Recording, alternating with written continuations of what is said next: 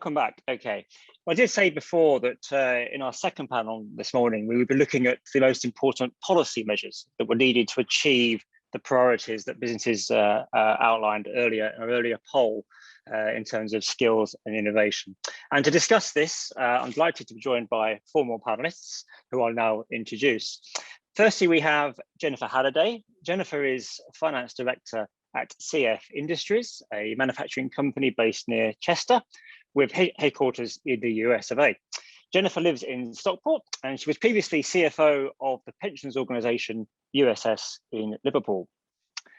Professor Andy Henley is Professor of Entrepreneurship and Economics at Cardiff Business School at Cardiff University. He is co-investigator and Wales lead for the Productivity Institute and a co-investigator for the Productivity Insights Network. So Andy is here on behalf of Wales. I should have said that Jennifer is here on behalf of the Northwest. In turning to Northern Ireland, Professor John Turner is on our panel as well. He has been a Professor of Finance and Financial History at Queen's University Belfast since 2005 and is interim head of school at the Queen's Management School. And finally, representing Yorkshire, North East and the Humber, we have Sarah Tulip. Sarah is Head of Digital Transformation at BJSS, which is a Leeds-based technology and engineering consultancy. Prior to this, Sarah was a director at EY, responsible for developing EY's digital capability across the north of England. Sarah is also a co-founder of Women in Leeds Digital. Many thanks to the four of you for joining us today. Delighted to see you all. I'm going to, as I did with the first session, I'm going to start with a question for you all, which I'd like you just to briefly answer, and then we can debate further. And the question for this panel is what the UK government needs to do to help business succeed. It's a short question, but it's a very, very long answer. So let's first of all go to Jennifer for your thoughts. Jennifer. Hello, everyone. Very pleased to be here. So I'm going to talk a little bit about a theme that has been discussed already today, which is around education and skills. And I think I was reading an article from Kevin Collins, who I think is known as the school's catch-up czar, who recently resigned because he said the government's plan was not enough. And he wrote specifically about the fact that this impacts the Northwest, perhaps more than any other part of the country, because schools were closed for longer. And the lack of education will have a long-term impact on productivity, which I found very interesting. And I think the question around education and skills, it's, of course, the academic side is incredibly important. But what perhaps is just as, if not more important, are the softer skills, the skills around influencing and stakeholder management and creativity and building confidence, and where are they coming from? And as I listened to Sir Charlie talk about leadership and management being key to productivity, how does that start? And how do we build those skills to create those leaders of the future? And then as I just listened to the discussion that we just had, there was a discussion around the emotional intelligence of line managers being the key to productivity and helping to drive well-being. So where does that emotional intelligence come from? And I find it interesting that we talk about continuously trying to improve the education system, but in my view, the education system is broken in the sense that it doesn't deliver the outcomes that we're looking for. And so why would we want to continuously improve something that's broken? I think we need to do something completely different. I think education policy needs to look and feel completely different. So for example, should we have a policy that says, all of our youngsters before the age of 18 have to spend 6 months working in a business? To operationalize that, we would have to get businesses engaged with schools. Businesses would have to say what skills they need, and schools would get more engaged in figuring out how to deliver those skills. So from my perspective, education policy is the thing to focus on. It matters nationwide, but I think it's particularly relevant for the Northwest. Thanks, Jennifer. Let's turn to Andy Henley for his comments. Andy, the question, just to repeat it, was, what does the UK government need to be doing to help this succeed? Hello, good morning. Yeah, I should say that I'm standing in for Robert Lloyd-Griffiths, who's our Productivity Forum chair, but unfortunately at short notice is unable to join us this morning. Thanks, Andy, for joining us. Thank you. Yeah. I mean, it's a slightly odd question for us in Wales, what the UK government can do, because for over 20 years, support for the whole range of micro interventions that Sir Charlie really cogently described in his opening speech have been devolved into Wales. The point, I'll make a governance point to start with and say that actually this does appear to have become contested ground again more recently. I think for Welsh businesses, and I'm kind of reflecting very much on the discussions that I've had over the last week or so with my Productivity Forum chair. I mean, I think Welsh businesses probably care less about the politics and more about actually getting the job done and resourcing a supportive policy environment. But they probably do want productivity and the productivity challenge to be owned at a local level. And the challenge in Wales is considerable. Pre-COVID, output per worker in Wales was probably down at around, it was down at just over 80% of the UK average. And Wales, like most of the other regions and devolved nations, has wide disparity of productivity and prosperity within it. The issue is not about the legacy of past industrial structure. Wales actually has slightly higher proportion of manufacturing than other regions in the UK. And I would echo the point that Jennifer has made, that actually education and skills are really important. So it's about the ability of businesses to acquire and absorb skills and talent. It's to do with also, I think, to do with our innovation ecosystem. And here, I think Wales performs rather poorly. If we look at sort of research and the proportion of private sector employees who are engaged in R&D functions in Wales, it's the lowest proportion of all the regions and devolved nations in the UK, and it's around about, it's probably less than half the percentage proportion that it is in the southeast of England. Wales has successful anchor companies. We need them to do better. We need more of those. And one of the areas where we're kind of quite weak and common policymakers and academics have identified as an issue is that we kind of we seem to have a sort of a weak middle in our distribution of firm sizes. So we need some of those growing firms to really improve their growth aspirations. And so I'd echo a lot of the discussion that's been said about the quality of management and leadership. Right back in 2010, I secured European Structural Fund money for a big program of leadership development in Wales, and we had that very strapline that Charlie talked about. And it was a strapline actually we borrowed from Lancaster University, working on the business, not in the business. So we need more of that in Wales. Perhaps I'll leave it at that, but I've got some comments about levelling up, which we'll perhaps talk about in a moment. Yeah, definitely, and we'll definitely come back to that, Andy, because we have a poll about levelling up. Surprise, surprise. So we'll come back to that definitely, and also come back to the education points as well that Jennifer mentioned. John, just your answer to the question again, what the government needs to be doing. Yeah, thank you, James. I suppose in Northern Ireland we have a slightly different problem in that we have for a long time had political instability, and so what we need is stable government, because instability creates uncertainty for businesses in Northern Ireland. So their ability to plan for the future is totally scuppered by that. And of course, Brexit has affected businesses across the UK in terms of uncertainty, but particularly in Northern Ireland, and we're still dealing with the effect of the protocol on businesses. So that's the first thing, stability. Second thing, and I totally agree with Jennifer on this point, it's around the whole issue of skills and education. Thinking about provision from the cradle through a person's working life, and actually making sure that all of these policies, whether it's nursery sector, primary sector, secondary, further education, higher education, etc., that there's a joined up policy through all of this. And also actually having a really, getting government to think about, well, what actually is education about? And is it learning to be someone, which goes to some of the things that Jennifer was saying, or is it learning to do something? And I think it's getting that balance right. And so that's I think is the major question for government in terms of driving productivity in Northern Ireland, but also probably in the other regions of the UK too, James. Mm-hmm. Okay, we'll come back to the education actually in a moment, John. Sarah, let's hear from you. Sarah, Tulip, you're again, the question is, what does the UK government need to be doing to help business succeed? Yeah, good morning, thanks. So I I kind of thought about this, but first of all, I asked my 9-year-old little boy, because I always like think what comes out of a child's mouth is really important. And he said he really thinks that the government should be taking care of the people who don't have any jobs or any food at the moment. And I think actually it's that basic, you know, in the region that I live in the city alone, 1 in 3 children live in child poverty and food poverty. And I think there are some very, very basic things that the government needs to think about and be tackling to enable us to grow. But what I did want to focus on was actually, you know, my background's digital, I work in digital, so I thought I'd take this from a digital perspective. And there were a couple of things that sort of came to my mind. And I think one of the first ones is creating connectivity.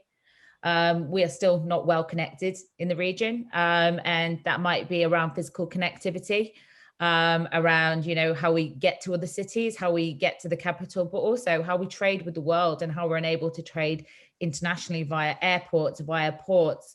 But then also the digital capability, you know, are we digitally connected? No. And, you know, that goes right from businesses being able to trade and communicate, but also right down to children and education, that children in the region have not been able to learn, and connectivity within the region, I think, has to be a priority. And I guess taking that a little bit further is actually the digital community and the digital industry has boomed over the last 12 months. And actually it's a time where this industry has been bolstering a lot of the region. And I think, you know, the government really needs to think about how they support digital organizations and how they not only, I guess, you know, look at the startup and scale up community and how we bring funding and growth and aspirations into the region, but how we inspire these businesses to become the global organizations of the future. I think, you know, we have amazing things happening in the region, you know, leaders in healthcare, in data, in fintech. How do we bring, you know, these organizations from our regions to a global scale? You know, the big players within these industries are being displaced, and there are organizations who are coming into this place. How do we take what we have in our regions, and specifically to me, this region, and how do we make them the new global giants? And how do we, you know, I think about the businesses in the region. Once we were global leaders, how do we make our region that again for digital reasons? And I think, you know, one of the ways to do that for me is that the government has to push hard and harder with devolution. I believe that, you know, our region and every region truly knows its own problems. And within the region, there are so many different issues. And nationally, it's not been able to be tackled. And other regions have fallen behind. And I believe that the region needs the power to solve its own problems, and it needs the funds to go and correct those. And I support, again, Jennifer, you know, like skills and productivity, it comes down to skills. And if children aren't being fed and children haven't been taught during this time, then how can we build a workplace of the future? Because there is a massive skills gap. You know, I work in digital, and every digital organization is scrapping around for people within its industry. But actually, when you look in the region, the robots are coming, and there are lots of manual jobs at the moment that will disappear. What are we doing for those people? And what are we doing for the people who are on furlough now? Because if you've been on furlough for a year and they've managed without you, I'm unsure that job's going to be there anymore.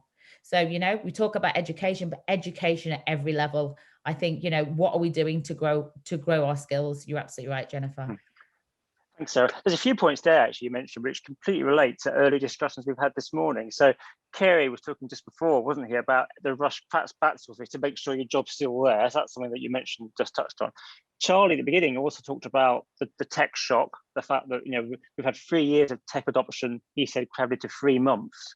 I'm interested, Sarah, actually, whether you've seen that yourself on the ground. Is that kind of, have you seen that? Yeah, so, you know, that my role is head of digital transformation for a large, you know, tech consultancy. And that's what we've seen. We've seen businesses, you know, e-commerce, they had to move online. So if they weren't, they were dead. And we've seen the high street die, you know, retail die in the high street because they didn't have a strong e-commerce, you know, proposition, and they didn't have that capability to compete with some of the global giants, like, you know, quite simply Amazon. You know, during that lockdown, we could get things the next day if we wanted them, but, you know, the big high street players, you know, just to give one example of industry. So we have worked with organizations that have wanted to go so fast to change. And I think that's across every industry. Every industry is thinking about how they automate, how they change, how they innovate. Because if not as well, during these, you know, the last couple of years, while they've been trying to change, lots of people have been sat at home creating new businesses, challenging their industries as well. So if you haven't been innovating, unfortunately, you're probably going to die within your industry. So yeah, you know, that's the core of everything that's happening. So how do you make then that connect, go to Jennifer here, the connect between what Sarah's just been saying, you know, how this far greater embrace of digital per se with education, Jennifer, because I think this is sort of part of the answer to the question you pose, isn't it? You know, the digital skills is that part of the answer for you, Jennifer, that really has to sort of step up to another level? So I think it is part of the answer, but in my experience, there's very little connection between the business community and the schools. It doesn't really happen. Businesses are not talking to schools about what they need. We don't have a program where, you know, 16, 17, 18-year-olds are going into businesses and learning the skills that they need directly on the job. And the curriculum in the schools is it seems to me that it's incredibly old-fashioned. It hasn't kept up with what businesses really need. And at the end of the day, we need to think about what is the purpose of education. I think, John, you mentioned that. Why are we educating our children? You know, we want them to come out of the education system able to be self-sufficient, to work with business, to be happy, to be able to support their families. Does the education that we're providing deliver those outcomes? And I think many people would say no. So I think we have to figure out a way of connecting business needs to what the education and the curriculum is and what it looks like in our schools. There have been many attempts, haven't there, over the years to try and solve that puzzle, if you like, Jennifer. I mean, do you feel that just at the moment there just isn't the channels to actually address that issue?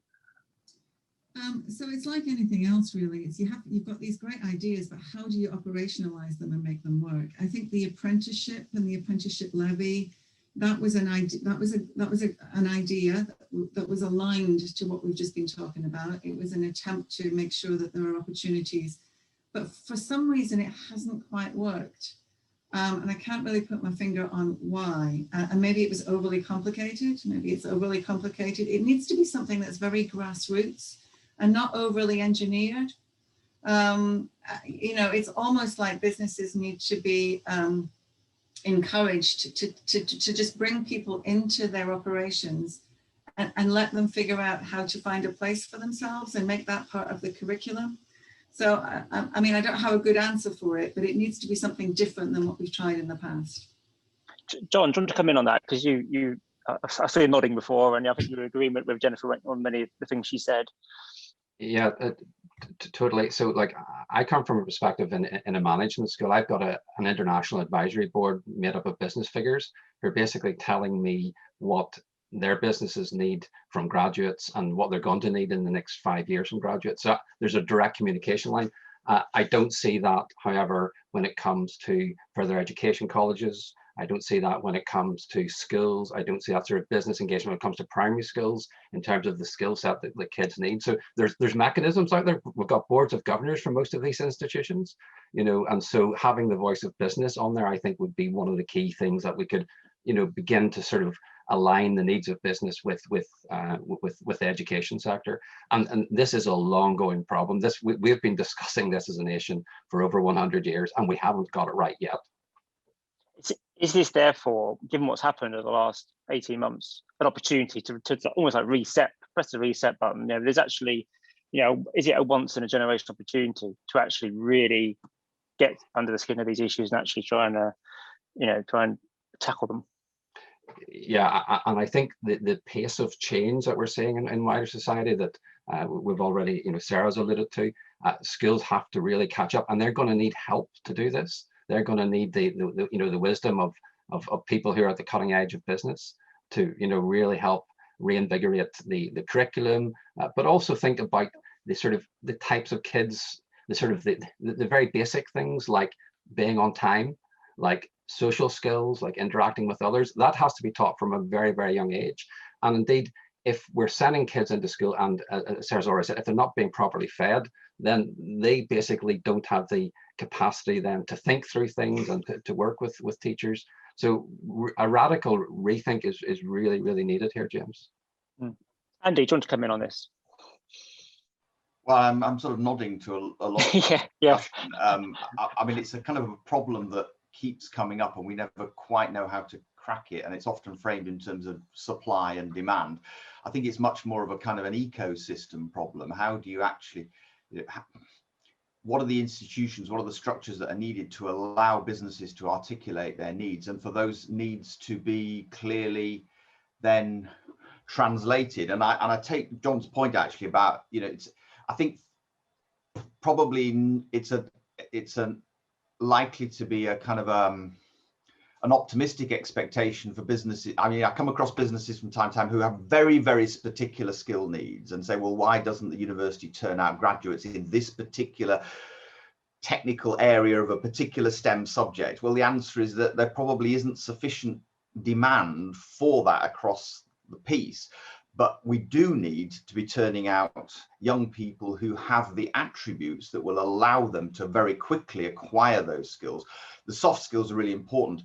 But of course, what happens in the early years is absolutely crucial. And that's something that we identified some time ago in Wales, that actually if you're going to put a pound somewhere, that probably the best place to put it is into those very early years between the ages of 3 and 7 and 8. And it's to do with the kind of nurturing, supportive environment that children get at the very earliest stage that will then set them on the right track, that will lead them forward through the teenage years and into further education and higher education. I mean, you hear that you various surveys of how much time children have spent online up to the last 18 months, but also how tech aware they are from a very early age. I think Sarah, probably your own child probably is probably very, I imagine, is she very tech savvy? I mean, he's very tech savvy. He's 9, but he's got his own like Twitch channel, and he likes to go live, and like he's learned during lockdown. But that's because I have the technology in my house to enable that. And I'm just going to go back, Jennifer. I think the reason that apprenticeships have really struggled is that schools are not, they don't get anything for them. So if you get a child, they're not evaluated over them. They are for A-levels, they are for going to university, but it's not recorded and it doesn't mean anything. So the schools don't push it. But I think there's something really interesting as well, actually, that comes out of this. So if you're a primary school teacher or a secondary school teacher, you've probably gone straight into that, or actually even into further and higher education. You've probably never worked in industry. And if you have, it was probably years ago. So also, I think there's this real gap between the teachers and the sort of professors and actually industry. So they don't know about the jobs, and they've never worked in an office, or if they have, it was years ago. And because technology has moved so quickly, how do people who are educating know what the jobs of the future are? How do they know what they're training kids for? How do they help children set expectations or aspirations to be something if they've never seen it? And I think that's where the disconnect between industry and education is really dangerous and becomes wider, because as the technology industry keeps moving faster and faster and the education system sits still, the gap continues to widen. And I find that really, really frightening. And actually during lockdown, I worked with the NCC to build a framework for teaching digital within primary schools, and as a bit of a cider desk. And we're sort of trialing that now with a number of schools, but trying to help a primary school teacher who's really not very digital teach digital within a school, because they're not getting any extra funding for it. They might have got some laptops, but no one's going in and teaching teachers to be digital. So I think that's a problem as well, is like almost like you have to teach the teachers and able for them to teach the children. So yeah, I think the education system is quite broken. That's a really fascinating point, Sarah. Okay. We also discussed it before, devolution, which brings us very neatly to our next poll question. So as in the first session, we have a poll for all listeners out there and viewers to answer as well. So let's just put the question up on the screen so you can see it. And if you can all give your answers, that's everybody, not just the panelists, everyone listening to this debate today. So here's the question. Okay, so what are the most important policy priorities in order to drive levelling up? So we've got improving vocational education, rebalancing geographic investment of R&D science spend, tax cuts, removing red tape, devolving power to the regions and developed nations. I'll just give you a few seconds to see what, as the votes come in.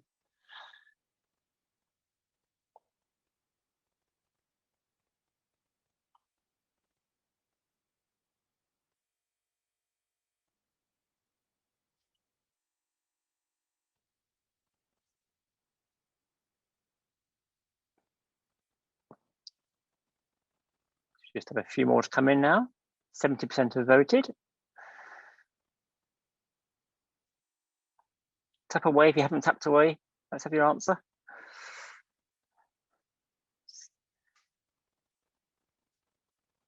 Okay, we'll keep it up on screen and we'll keep talking. But that looks like quite a, with 70% of you voting, that's quite a good number, isn't it?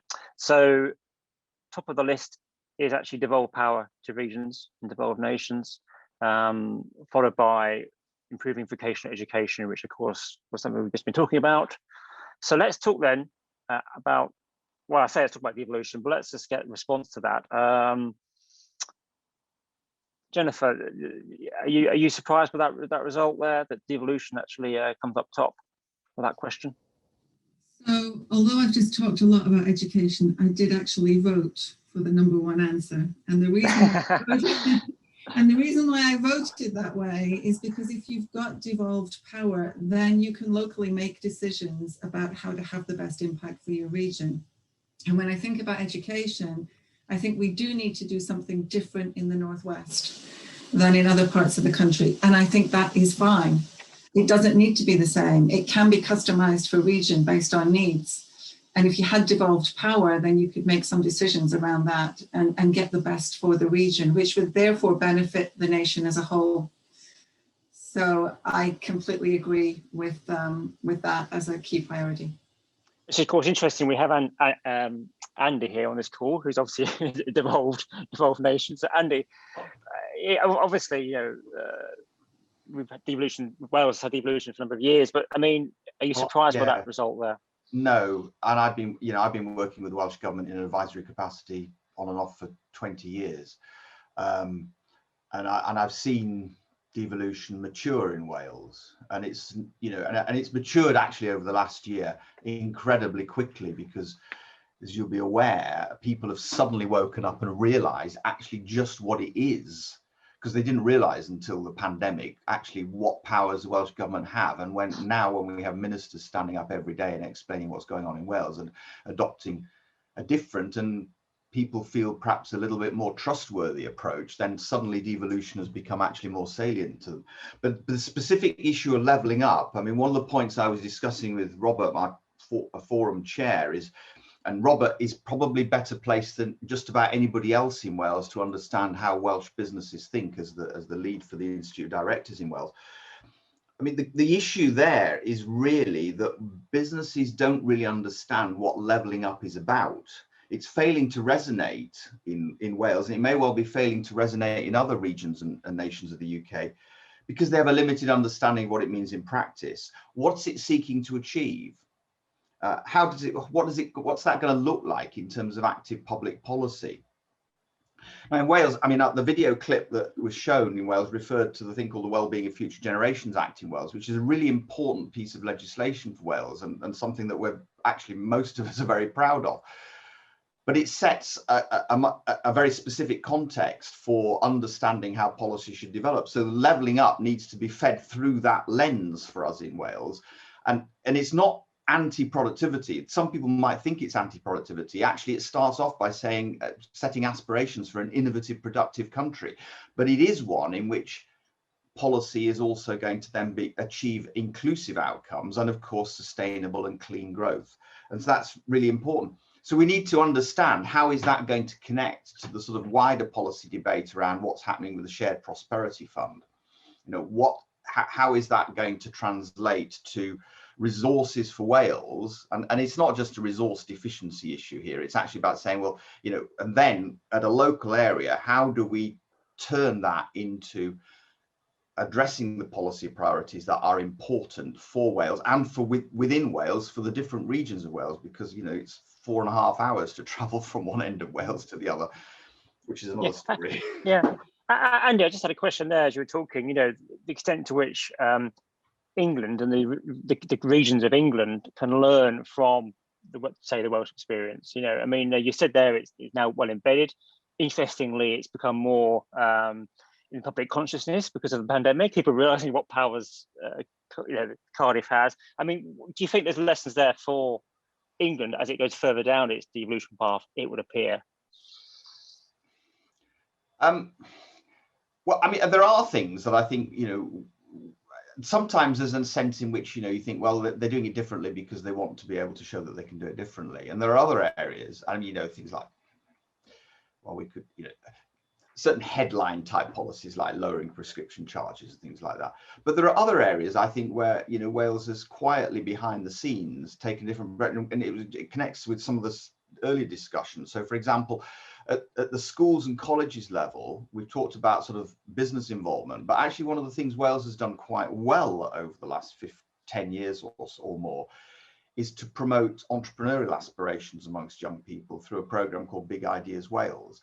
And that was homegrown. It was devised within Wales, and it was homegrown, and it's been very, very effective actually at saying, how do we get entrepreneurial role models to engage with children, sometimes at quite an early school age across the whole country, and get young people thinking about the opportunities for starting their own businesses. So there are things like that which they're going to get buried a bit below the surface, but actually there are lots of exemplars of good practice, and we need to understand a bit more about, well, what's working well in different parts of the country, and what have they found out leads to success. Yes, it's interesting that last point you made, because actually we had a question come into the Q&A actually from Andy Hume at NWBLT, who's saying that, what are businesses doing to reach out to the education system, and that you kind of just partly answer that question there. Interesting. John, what over to you. Do you echo what Andy's saying there regards learnings from devolution elsewhere? Yeah, so maybe Northern Ireland's not the best exemplar of this in some senses, but what I have seen is that devolution allows businesses to be closer to government and therefore to influence government. So that's the number one thing.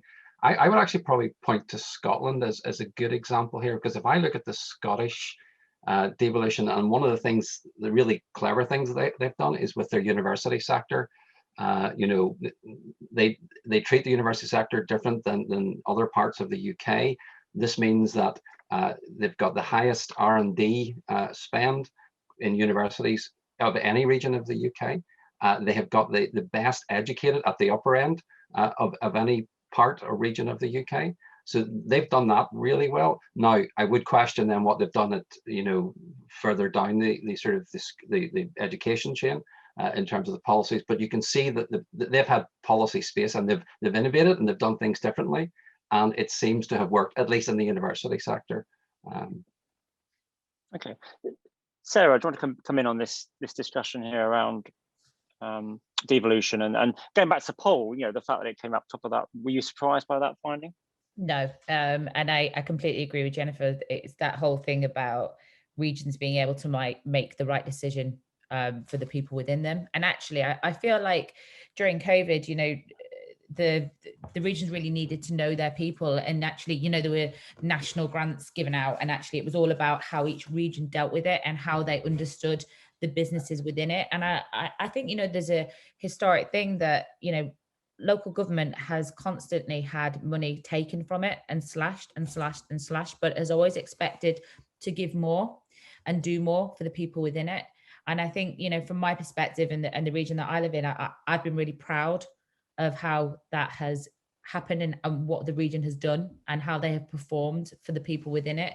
So for me, I guess, it just brings me a lot of confidence to know that the people who live and care within the region are making some of the decisions for the people within it. Mm-hmm. Okay, and the point there that the second highest votes were for improving vocational education, again, just really echoes what we've been talking about the last half hour, isn't it? Jennifer, I know you said you voted for devolution, but yeah, I'm sure you'll be pleased to see that's actually getting a very good response as well. Yeah, definitely. It's incredibly important. And it's incredibly important to try and figure out how to provide all young people with educational experiences that work for them. And everybody's going to be thinking about it a little differently. So I completely agree. I think I did want to make one point on the devolution. Sorry to go back to that, but I think if we're serious about levelling up, we have to have some kind of devolved power. Otherwise, it's not going to work. It's as simple as that. And the education and the vocational experiences that we need to provide in the Northwest may be very different from the South. And that's okay. We should go and do that. And we shouldn't try and do this nationally, because I'm not sure that it's going to work. And I think the overriding, what's coming out of this is the, in terms of productivity, bringing it back to today's whole conference is a long term. It's going to take a long time to try and tackle these issues. But also, it's crying out for more research in it as well, which is exactly the point of the institute, isn't it? I mean, do you feel that, Jennifer, that there's lots to go at from a research point of view? Yeah, I mean, the difficulty is what to pick. There's so many things that we could be doing, and the aspiration is so great. And if you try and tackle everything, then we're not going to make very much progress. We really need to focus on the 1, 2, or 3 key things and stick at it and take a very disciplined approach and a long-term view.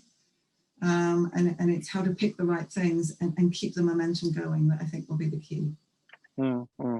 When we were having a sort of a pre-meet about today's debate, Jennifer was talking about sort of the things that in 10 years' time, what sort of the world would look like, or what the UK would look like, and how you would measure sort of success, if you like. And I'm getting here, Jennifer, clearly that improving that education system is number one for you. Yeah. Yes, exactly. I think it's certainly in my top 3, no doubt about that. Top 3, okay. Yeah. And just final word, we've just got a couple of minutes left. I mean, just final observations, Sarah, on this debate we've just been having. What would you most like to see happen now? Yeah, it's really interesting, actually. No matter what the topic is, skills always comes up. It could be anything. We could talk about anything, and it always comes back to skills.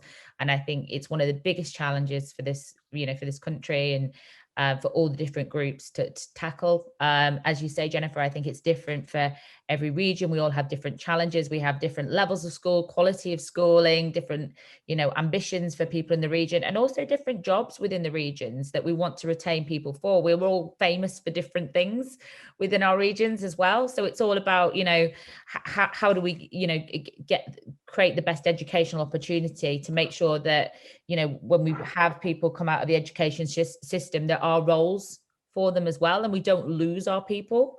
So I'm always pleased when it comes down to skills, because it's something I'm really passionate about. But I do think, it isn't just about schooling. It's about what's going to happen to all these people on furlough, what's going to happen as, at the minute we're doing loads of work around robotics, automation with organizations, and there are organizations who may well have people on furlough. I think we have to think into the future as well, and we're thinking about what the children of tomorrow are doing, but also what the roles of tomorrow are, because otherwise this problem will get worse. And I think that's the thing. If we don't address it now, it's going to get much, much worse and hold us back, not only as regions but as a country.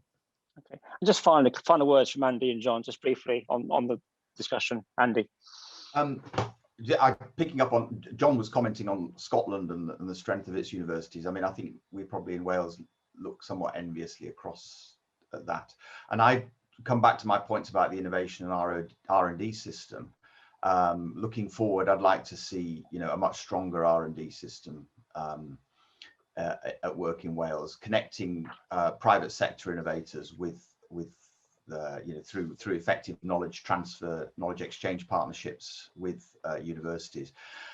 We've got, innovations are an important priority within the different growth deals within Wales. For example, the Cardiff Capital Region Growth Deal, and we're running a project which is just starting in Cardiff Business School, which is going to connect SMEs with sorry, I shouldn't have used that word. Anyway, small businesses with public sector organizations in order to try and develop new innovative solutions to deliver public services more effectively. And I mean, we need to have more of that kind of stuff going on, which is going to build our innovativeness. John, final word.